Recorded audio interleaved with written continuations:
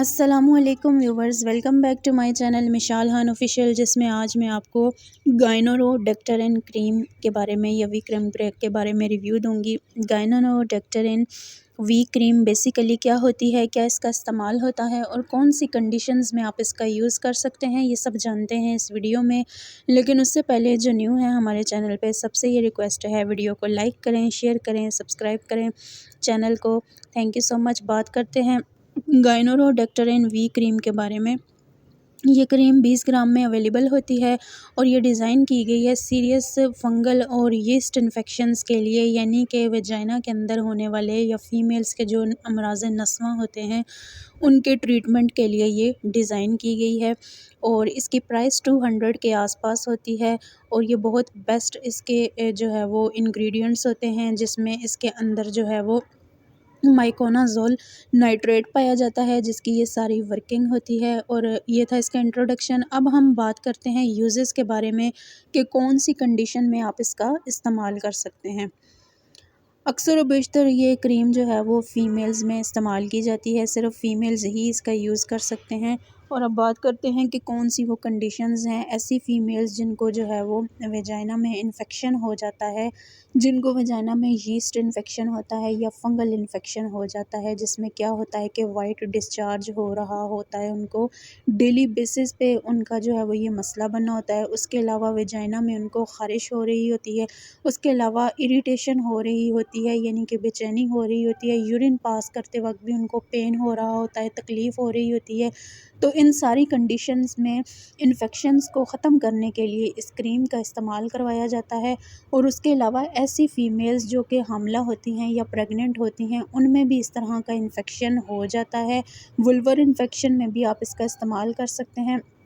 इस इन्फेक्शन के होने की बहुत बड़ी वजूहात जो है वो हाइजीनिक प्रॉब्लम्स भी हो सकती हैं। ऐसी फ़ीमेल्स जो कि हाइजीन का ख़याल नहीं रखती या सफाई सुथराई का जो है वो पैटर्न उनका ठीक नहीं है, तो उस सिचुएशन में भी इस तरह का इन्फेक्शंस हो जाते हैं।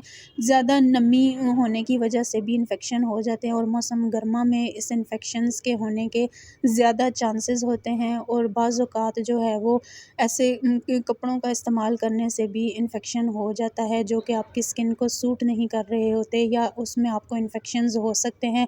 बाज़ औक़ात मौसम की सख्ती की वजह से भी इन्फेक्शंस हो सकते हैं, तो इन्फेक्शन होने की काफ़ी वजूहात होती हैं। अगर फ़ीमेल्स में इस तरह के इन्फेक्शंस हैं जो कि बताए जा रहे हैं, तो वो इस क्रीम का इस्तेमाल कर सकती हैं।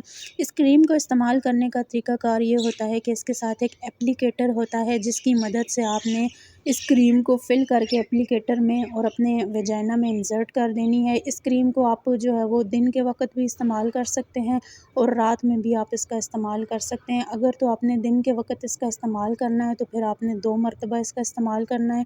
और अगर आप जो है वो रात को इस्तेमाल करना चाहते हैं, तो फिर रात को आपने इसको लॉन्ग टर्म यूज़ के लिए इस्तेमाल करना है, यानी रात को सोने से पहले जो आखिरी काम होगा वो आपने ये करना है और उसके बाद आपने फिर सो जाना है। और ज़्यादा देर ये जब क्रीम आपके वजाइना में स्टे करेगी, तो इंशाल्लाह आपको इसके बेहतरीन रिज़ल्ट मिलेंगे।